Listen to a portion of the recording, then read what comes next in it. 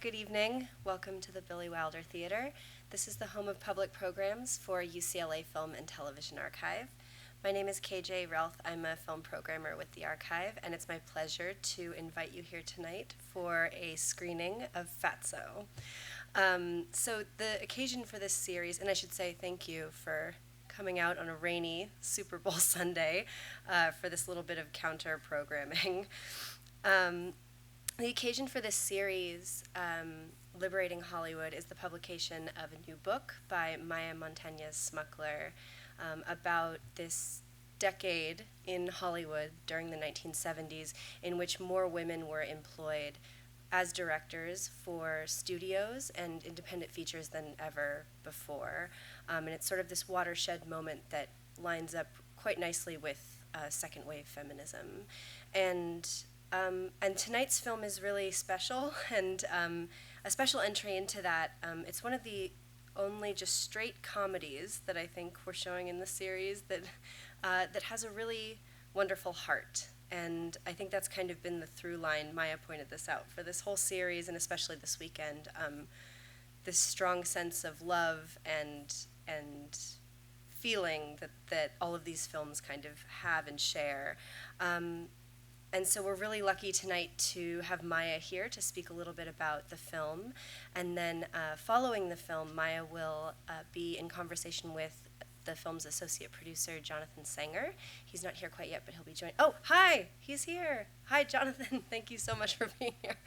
So he'll be joining us on stage afterward to talk a little bit about Ms. Bancroft and the production and the film itself. So before we get started with the film, I would love to invite Maya on stage to say a couple words about it. Maya? Thank you, KJ, and thank you so much, KJ, for all your hard work. I say this every single night of the series, but cannot be said enough. Yes, thank you, Jim. Had a lot to manage with this action-packed weekend, so thank you so much. And thanks to Nate also, our theater manager, who's made everything run so smoothly.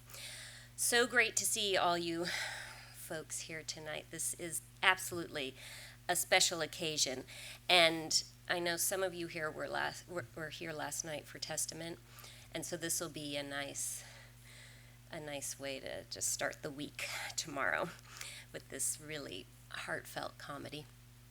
So during the 70s, there were, in this pool of 16 women who were directing feature films, there were several women who transitioned from established careers in the entertainment industry into directing and used their established reputation and body of work as actresses and comedy performers, screenwriters, and documentarians to move into feature film directing. So Joan Tewksbury, who we started this series with, was already a well-known screenwriter before she directed her first feature. Lynn Littman, who we spoke with last night, was already a prolific television documentarian, producer-director before she made her first feature. Elaine May, who we're going to spotlight next weekend, was already Elaine May by the time she directed A New Leaf. Same with Joan Rivers, was already Joan Rivers, headlining Vegas when she made Rabbit Test. And then Anne Bancroft, who by 1979, when she embarked on her first and only feature film that she directed, was Anne Bancroft. She had already won 2 Tony Awards. She had already won an Oscar. She was already one of our most important and iconic actresses. In 1976, she was accepted to the AFI's Directing Workshop for Women to begin her directing career, and that's where she first started with Fatso as a short film. The Directing Workshop for Women was established in 1974 at the American Film Institute, which is still a conservatory, a very important place for training the new and next generation of filmmakers. And in 1974, as a way to engage and try and change things for women who wanted to direct in Hollywood, the AFI established the directing workshop for women as a way to really try and do something different, not just activism like so many of the guilds were organizing at the time with women's committees, but to really to do some hands-on work and train women by helping them to make short films that would be calling cards to then embark on making feature films. And this program is, again, established in 1974 and still exists today. So it's a remarkable program that has lasted for so long. And this is where Bancroft started as a director. And in 1979, she had made that feature film, and of course she had her reputation as an actor. And with the support of her husband, Mel Brooks, who of course was already one of our most important filmmakers by the late 70s, she was able to set this film up at 20th Century Fox. And we'll be able to talk more with Jonathan about all the details of the film, but in particular how Miss Bancroft was really interested in hiring and really committed to hiring women on the crew in a way that had not ever been done before. So please enjoy this very, very sweet and wonderful comedy, Fatso. I'm starving. It was fun to see that again. I haven't seen it in a long time. What was the craft service like on that film? Someone just asked me that same question. Yeah, there was always food around, that's for sure. Yeah, when we made that at 20th Century Fox here in LA, and we shot a few days in New York, not a whole lot, but because all the interiors were done here. But what was it like shooting in New York then? it was great. Oh no, I mean, I had come from New York, so I had done a lot of work I'd been an assistant director, production manager in New York before that, and I had done a lot of movies there, so pieces of movies, and mainly movies would get. Movies that were made in L.A. that had a New York background. In those particular days, because the unions and issues of shooting in New York were difficult, they usually just came for a few days, and that was it. So we did that too. But it was a lot of fun. It was a great deal of fun doing the movie. And Anne was amazing. I mean, she was just fantastic. I don't know, many people may not know it, but Anne was one of three sisters. Her younger sister is still alive. I doubt if her older one is. But her older sister had a weight problem. And it was based on her own sister that she wrote the original short film that then she expanded into the feature. And her other sister, Phyllis, was her assistant on this and was also in the opening scene. She was just one of the crying ladies. Yeah. There's so much crying in this Yeah, film. a lot of crying. Yeah. But it's often played for laughs, but I think for the most part, it's not. It's so deep and meaningful in a way into all the characters. It was very, very serious to Anne. I mean, in the sense of Anne, it meant a great deal to her. The story did, and the idea of it, and obviously there was plenty of humor in it. And having Dom, who was a close friend of Anne's and Mel's, for years anyway. So it was really exciting having him in it. And when I was scouting the film with Anne, when we went to New York, we went to her neighborhood. She was born in Queens, New York, and her original name was Anne Italiano. So and her family lived near the Grand Concourse. And then we went to Dom's house, and Dom lived in Brooklyn. And he lived in just an Italian section of Brooklyn, and I met his mother and the apartment, and everything was very much like what you saw here. So yeah, we modeled it after that. How did you come to work on the film, or how did you come to meet? Well, I'd been working with Mel. I had been Mel Brooks's first assistant director on a movie called High Anxiety, And after I had done the movie High Anxiety, we had just become friends. And he said, he had asked me, he said, look, my wife wants to make a movie, and I'd love you to do it with her, and would you be interested in, working on it? And I said, sure, and another producer, well-known producer, Mark Johnson, who was my first assistant director on Fatso, had been my second assistant director when I did High Anxiety for Mel. So we all kind of knew each other. But Mel had asked me to do it, and I met Anne, and Anne kept me with her through the casting process and hiring. It was very important to her to hire as many women as she could. She used Brianne Murphy, who was a cinematographer, one of the first, and there were only two or three female cinematographers at that time, perhaps, that had ever shot a movie. And we hired her. And she was the first female DP on a feature film for I the think studio. she was. I think she might have been. I'm not sure if anyone. Actually, you may be right. I'm not. I know she. If she wasn't the first, she was among the very, very first who had done it. Our set decorator was a female, Linda DeSena. We had. As many key people as we could have, who were women. We tried to hire. In some cases, and Patty Norris, who was our costume designer, was.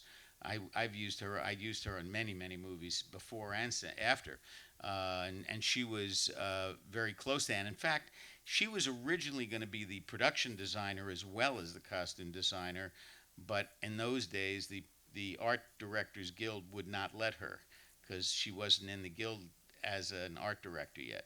So we wound up hiring a different production designer who she knew, we all knew, and he was great, a guy, but she definitely had a lot to do with the look of the movie. So, anyway, it was in that respect it was unusual because Fox and none of the major studios I think ever had as many female employees who were working in below the line categories as they had on this movie. We even had two women in the electrical department who were actually, hanging lights, which is just it was unheard of at that time. There was nobody, women didn't do that, and they just, they didn't. In the sense that they weren't in the union, they didn't have the ability to get those kind of jobs. So yeah. Do you know if Anne wrote this for Dom DeLuise? Absolutely. Well, she knew that she wanted Dom from the beginning, so there was never any question. Dom was tied to it from the very beginning. Yeah. Do you recall her process as a director working with the actors, and in particular with Dom? Yeah, I do. And in fact, she, just a funny aspect of this was that Anne, she worked very, very hard with the actors. She was an actor's actor herself. She loved working with actors. She essentially, even the casting process was a process for her where she wanted to read with everybody. She didn't just pick people because of their previous work. She read with every single actor that was ultimately chosen for the film and many, many others. But at the end of the whole process, because Anne was an actress first in some ways, although in this particular case, I have to say she was she knew what she wanted. She was very clear about her choices. She very, very well prepared, always annoyed when actors were late or anybody did anything like that. And at the end of the movie, sometime after it, I said, Anne, what do you want to do next? She said, I don't want to direct again. So I said, why don't you want to direct again? She said, I don't like working with actors. She said, they're all such pains in the ass. That's what she said. And I laughed, but for her, it was a very different, when she was working, and in fact, she gave herself, her own part was obviously key in this, and she was, she had to look at herself, and it was difficult for her. We had video assist in a very primitive way in those days, so she could actually see scenes that she was in, but it was uncomfortable for her to do that because she was so used to having somebody else tell her whether she was, she had to make those choices, and it was difficult for her. But as she was as comfortable a director as I've ever worked with. She knew what she wanted. She was very, very clear about her ideas. She had no big doubts about what this story meant to her. And not everybody knew that this came out of her history. In fact, I mean, she didn't make that a fact known to everybody on the set, but I knew it because I had talked to her about it, and I'd actually met her sister, and her sister had struggled with weight issues her whole life, and it was something that Anne had seen, her older sister, and it was something that Anne had a tremendous connection to, so it was important to her. Do you think she ever struggled, or was it? I don't know if it was painful or just because it was so personal. Do you feel like she... No, I think to the contrary. I think struggled. Yes, I mean, she struggled with the idea of it, but it was an important idea to her, and the authenticity of her own life experience was extremely important to her, and that's, I mean, the Italian aspect of that life and the life she had grown up in was the most important thing to her in it. And that's why, as I say, when we went to New York, we went to actually visit the locations that she grew up in, the locations that Dom grew up in. She really wanted to inform the movie with as much of the reality of the world that those characters in her own life had.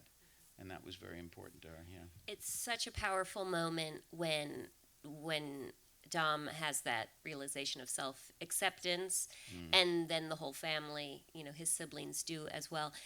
What can you tell us about his approach to this character? Because of course he's so charismatic and he just lights up on the screen, but he's so soulful, and he is, and he was, and he very rarely got opportunities to play this kind of a role like this. I mean, this was a big deal, and Anne, she was like his big sister in real life, and Dom would tend to fall back on his comic background always. He was always looking for the comedy in every moment, and she would get angry. I mean, she would slap him down. She said, "No, no, no." She'd tell him, "Stop it, Dom. Don't do." I mean, he was great because he kept everybody at a very happy level all the time. I mean, he was the happy light of the set, so it kept everything at a kind of a frothy, light time. But for Anne herself, she took it very seriously, and she wanted to make sure, she knew he had it in him. She knew he would be able to bring out that emotional center that you see in the movie, and that ultimately comes out in the scene when when she's angry at him, and right near the end, before he finds out that Candy Azar wants to see him and all that. And it was a big challenge for him, because it was not, I mean, you got to remember, at that particular time in his career, he was doing Smokey and the Bandit. He was doing all of those, very, very broad comedy type movies. And he had, working seriously in the way he had to do here and still maintain his comic persona, but it couldn't be, it was very, very important to her in some ways to kind of hold him down. She wanted to make sure that he didn't get bigger than the movie, that his part didn't become so big that, and a particular scene I remember very well too was he ate the oni. When he comes back from, he brings the cake back, and you see that there's a big hunk of the cake back. That was a scene we did, and I remember when she directed it, because the first pass on it was, even in the editing stages, I mean, Dom, he was funny and sad, but he was always going for the joke in it, and she kept pushing back against that. She did not, she didn't want him to to I mean, she wanted to get to the heart of what that issue is in terms of his obesity in the story. So that was always going on. I mean, he completely accepted her as his boss and as his director, no question. I mean, as I say, she was like a big sister to him. But at the same time, it was a constant push-pull between them. She was always trying to kind of make sure he did not miss those poignant, dramatic moments that were very, very important to her for the story.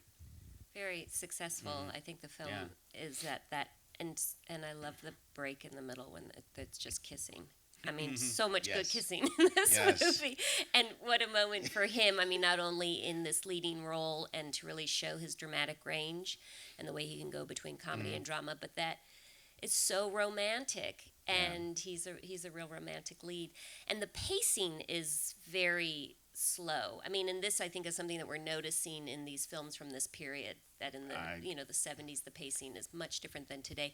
Do you recall how she worked with her editor? Or yeah, I did. closely? I mean, well, Glenn, her editor had, he had worked on one of Mel's films. I think he had also been, he'd been an assistant editor on one of Mel's early comedies.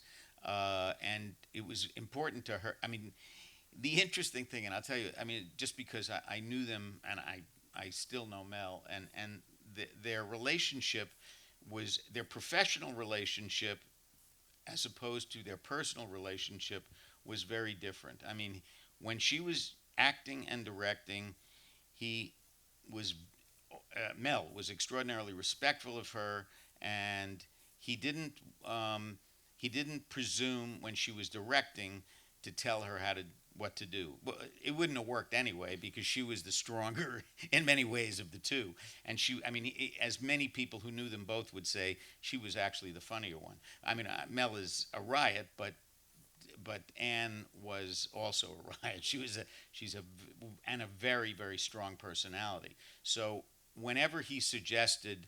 At the beginning, when he might have suggested some of the people that he had worked with for her to work with, she had to be sure that they were working with her because it was her, not because she was Mel's wife. It was that would never have worked. And even when I worked with her just after this, and it was pretty soon after this. I produced the movie The Elephant Man in London, and Anne was in it. And everybody assumed that Mel was the reason Anne was in it. It was not that way at all. I mean, he had given us total choice to pick whoever we wanted. We had talked to Anne, and she wanted to play this role. And when we told him, he says, well, yeah. Anne Bancroft would be very good for that role, and that's what he said. He didn't say Mrs. Brooks. In that respect, he dealt with her. She was an actress, and in the same way, he never imposed anything on her. He wasn't around when she shot. He didn't come around to watch how she worked. He did get to see the dailies sometimes when he wanted to, but she really did. This was her, and although she was using an editor, I know the question was about editing. She was using an editor that he had worked with. She wanted to make sure when she talked to the editor that she had a very clear sense of what she wanted out of every moment, and she liked the idea of holding on certain things that the editor would have probably wanted to cut a little earlier every time. And I sat in the editing room with her a lot, and I know during that period. And she made those choices because she wanted, especially a lot of that came in the relationship between Dom and Candy Azara. And there are a lot of moments that seem like they may go on. They're just looks, but it was really important for her not to quick cut between those things, but to let the moment play. And that's how she wanted to do it. And it's so romantic, Yeah. and you understand they're falling in Yeah. love, and it's funny because you get to sit with them and watch all their little awkward tweaks and Sure. quirks. I mean, there is. I remember there was at some point you get the sense of the discomfort of the characters because you're just waiting to see what's going to happen and nothing's happening. But that was intentional. Yeah. That was the whole point. So, yeah, that was a So lot of it. in 1980, Fatso comes out, and almost immediately after, during this time, you're working on Elephant Yeah. Man, and both of these films are produced by Mel Brooks's company, Yeah. and he takes a turn towards more serious work Well, with these two films and Francis. What had happened actually was that when around the time of Elephant Man, and it's interesting because the company that Mel had at the time that this movie was made, and the other movies that he had made prior to this himself, and was involved in, were Crossbow was the name of the company, and it only became Brooks Films when we made the Elephant Man. So that he had also done My Favorite Year, which I mean he was involved in because it was a story about his own life, an event that actually happened in his life, and that had happened just maybe before. But this one was the beginning of starting to think about forming a company to make movies other than his own comedies, and movies where he was afraid to put his name on them because people would think it was even Elephant Man. His name is not on the film, but his name's not on the film as executive producer. Even though I brought the film to him, but it couldn't have happened without him, and he told me early on in the making of it, he said, "Look, I don't want to put my name on it because everyone will assume it's a comedy." He said, and that's we have to make a clear division between the things that I do, which are my comedies, and the things that I do that are not.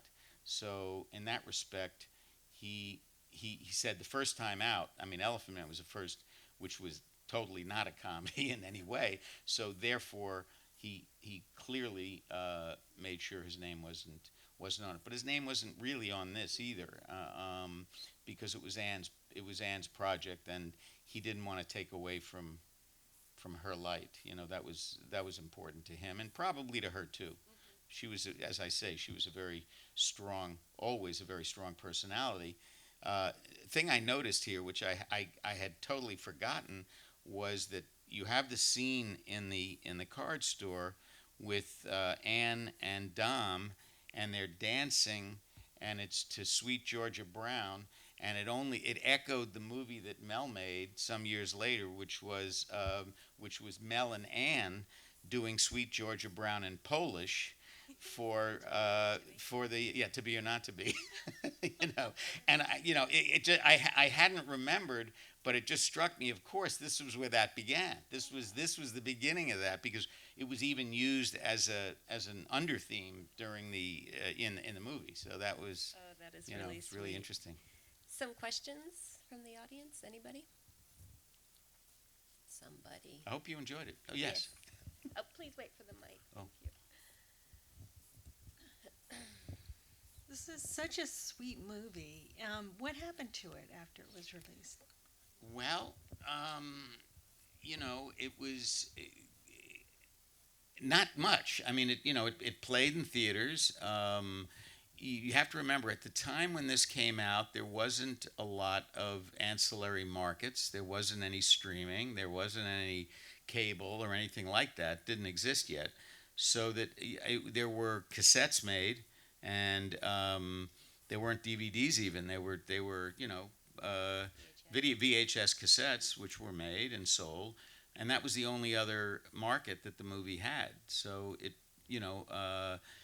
is part of the process of all of us movie makers to figure out how to market your movie. But unfortunately, we don't usually get a lot to say about it. I mean, that was 20th Century Fox, which owns the movie, and they did what they did. But in terms of its theatrical release, and that was it.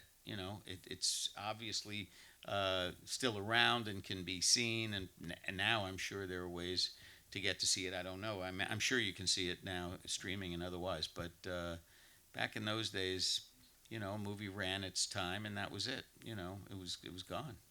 Well, and it's a daring movie in 1980, considering that blockbusters are now taking over in Oh, sure. 1980s to have like a small romantic comedy like this is is kind of risky. To More than what the risky. studios Studios gonna don't make these compete with. kind of movies anymore. I mean, they really don't, unless there's a very, very. I'm not negative about this. I'm an independent filmmaker now, and this is what I do. So I do know a little bit about the process, but I do know that major studios make movies that have sequel potential, that are comic books, that are that are Star Wars, that are huge. Either they cost 150 million or more, or they'd have to be a very special reason for them to make a small movie. They'll make $2 million horror movies, nothing in between. So you don't see. I mean, it's from studios, so that if you want to see good stories, you generally won't see them from major studios unless there is a major star that makes it a possible thing for a studio to want to make. They generally, because there isn't enough. I mean, I hate to say it, but it is all the economic model. There is not enough in it to justify the expense for them. I mean, there's not going to be another movie, a sequel, or anything else unless they get something else out of it. There's really not much reason for them to do it. And one of the things that they could get out of it is if there's a star in a movie that is dying to do a project, and we've seen this happen over the years. I mean, Bill Murray did a Somerset Maugham movie. So, other people get to do movies that you wouldn't normally think a studio would make, but they make them because they have a contract with that star to do something else that they want to do, that the studio wants to do, and they'll do one for you and one big one for us. That's kind of how it works. So it's unfortunate, but I think that the marketplace for really good small movies like this should still exist and will still exist. I mean, it may not be a theatrical market anymore. It's going to be this. A movie like this might be made by Netflix for a low enough budget or for some streaming service, but unlikely to be for a studio to spend the kind of money it would have to do to advertise a movie like this, knowing that the return might not be big enough for them. So that's just the way it is. Anybody else? Yeah, KJ.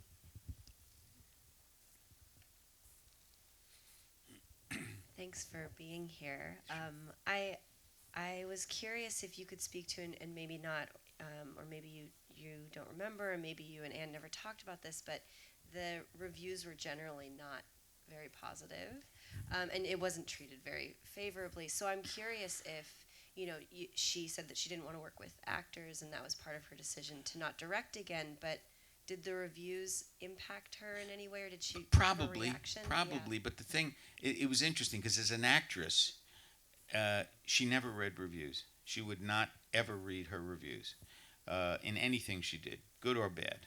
So that, I mean, occasionally, Mel would read the stuff, and occasionally he'd tell her, but she really did not want to be. First of all, she didn't want to put herself through that, and I think this could have. I mean, I have no doubt that the fact that this was not, it didn't get great positive reviews, could have had an effect on her desire not to do it again. I mean, and it was easy for her to say maybe that it was one thing and it might have been something else. I mean, I don't think it was something she would have talked about very much. But the truth is, I have no doubt it would have an effect on anybody who had a career, was trying to make, was looking at something else that she wanted to do, because she wrote this as well as directed it. And she actually wrote another script that she wrote later, but it wasn't something, she didn't want to direct it after this. So that was that. Yeah. Do you know why she decided to pursue turning the short into a feature at this point in '79? Well, it had been very recently before she'd been in the women's workshop, and Stuart Kornfeld, who had been working at the AFI, so he'd worked on a bunch of women's films, and he was working for Mel as Mel's assistant when I came to work for Mel as Mel's AD. So we all, and it just happened that she felt that she hadn't done everything she wanted to do with this, and it was really the act of sitting down and writing the whole script out. When she was able to write it as a feature script, she could then see, oh, maybe this is more than just a short piece, and she went ahead and wanted to do it. In terms of how it happened, I think we were all at 20th Century Fox. I had an office right next to Mel's, and I think Mel kind of helped it along. I mean, wanted to see it happen and helped her to, but nobody at studios generally puts up, in those days it was this movie cost about a little over $3 million, and that was not cheap in 1978, 79, whenever it was, around that time.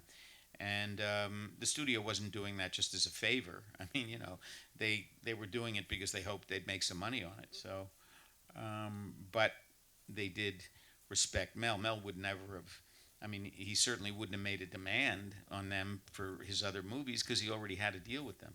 So they had to want to make it, and Anne had to decide that she was willing to do it, which is how it turned out. In 1978, she gets another Oscar nomination for A Turning Point. That's right. It's interesting that she's still such an accomplished, working, prominent actress, and sure. then she takes this turn at a time when there's not that many women, but there's not that many high-profile actresses trying to do it either. So quite risky. Yes. What do you know of her other script that she wrote, the subject matter? I knew of it because it was a project that she brought to me and wanted me to work with her on it, and we actually talked about it for a while. I'm not going to go into the details of the story, but it wasn't really a personal story. It was just another idea that she had, and for a while, and I don't remember all the details, but I remember Avi Lerner, I think, was interested in helping to get it made at one point, and then for one reason or another, it didn't happen, and she, was okay. I mean, she was doing something else, and we both kind of decided not to pursue it, so that happened. But yeah, I mean, unfortunately I can't give you much more information about it than that. Yes. Oh, I'm sorry. Please wait for the mic. She's coming right to you. Thank you. I don't know how to use one of these. Which character in the movie did Anne most identify with in terms of her struggles with an obese elder sister? And she had her other sister in the movie, and so where was her other sister, and where is all of her angst? I mean, I can guess, but I'm curious. Well, I mean, the character of Dom is the closest to the character of her sister. I mean, it was the struggle, the weight struggle was really her sister's struggle, her sister Joanne. And I'm sorry? It was Anne's struggle, too. No, well, but yes, and Anne was, I mean, it isn't meant to be exactly biographical study of that. It was just really the idea of what someone goes through, because she knew what her sister had gone through. She watched it, and her sister was always having weight problems, going up and down, going on diets, having difficulty, and it was very uncomfortable in her family. And the character that Anne plays was most closely represented by Anne's mother. I mean, that's really who the character was based on.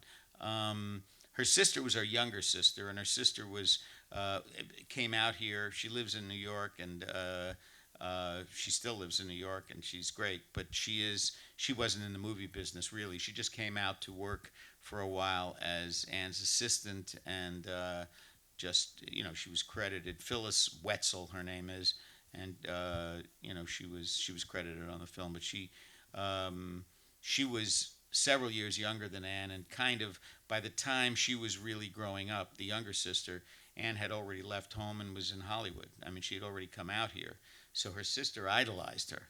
Her sister, and Anne was close, very close to her, but I don't think she witnessed her younger sister's struggles. It was really her older sister that was the struggles that brought forth the story that you saw. Yeah.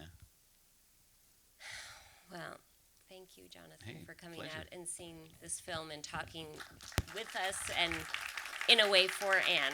It's really special to be able to hear your No. recollections about. Well, she was a terrific lady. I actually also produced with Mel the musical version of The Producers in 2005, and it was while we were making that film, Anne was dying, and Anne. I mean, no one knew it. No one on the film knew it. Because Mel was very private about it and didn't want anyone to know, but he wasn't around a whole lot. I mean, he was around as much as he could, and I saw her myself a couple of times, and she did one day come and spend a day on the set with us, and then, but she died while we were in post production, so it was it was obviously an incredibly sad time, and I would tell you, just if you don't mind, I'm just going to tell you just a short little story. After Anne had died, just after Anne had died, we were in post production on the movie, and it was all through I guess the fall of 2005, and almost every night after we would be in the editing room with Susan Stroman, who was directing the movie, and I hung out a lot with Mel, and I probably went out to dinner with him 3 nights a week, just to talk to him, because he was in a period where he was in a great depressed period, and he just needed people to talk to. And we'd walk around in Greenwich Village, and he'd say, "Oh, Anne and I used to live in that apartment," and this is, he would tell me these stories about the two of them. And this went on, I mean, for weeks, many weeks. I mean, he wasn't morbid about it, but he was just, he was just recollecting his past and feeling like, I mean, he was married to her for over 40 years. I mean, it was not a short relationship. And yet, Mel had been married before he married Anne, and he'd been married to a dancer from Your Show of Shows, which was the show that he had worked on when he started out. He was married to her for 3 or 4 years, and they had 3 children, and he's still very close with those children. And he was close to his ex-wife. I mean, she remarried very soon after that. He didn't. So when he met Anne, I mean, she didn't break up his marriage. It was a whole new thing. But when he met her, and they ultimately got married in the early 60s. Anyway, they were together for the rest of their lives, and everybody who knew them knew that they were a tremendous couple. They were a great Hollywood couple. They were that unusual couple that always got along great. Anyway, his ex-wife, was named Frances, and I'm going to dinner with Mel, and I'm doing this three times a week, and he's always telling me these stories which sadden me, because it was something that it was so close to him. About into this, as we get towards the end of the post-production period, we're going to dinner one night, and he says to me, he says, if Florence, oh no, he says, I'm trying to let me get the words right, because I don't want to kill the joke, but it was he said, I think it was, he said, oh man, I'm trying to remember how it went, because I mean the gist of it was, he said, you know, oh man, I apologize. No, I'm trying to remember because it was a situation where he had said that I shouldn't have been married. You know, I I I should have stayed married to Frances. I shouldn't have married Anne. I said, Mel, how can you say that? You had one of the great marriages of all times. I mean, how could you possibly think you shouldn't have gotten married to her? He says, yeah, well, if Florence would have died, it wouldn't have been such a big deal.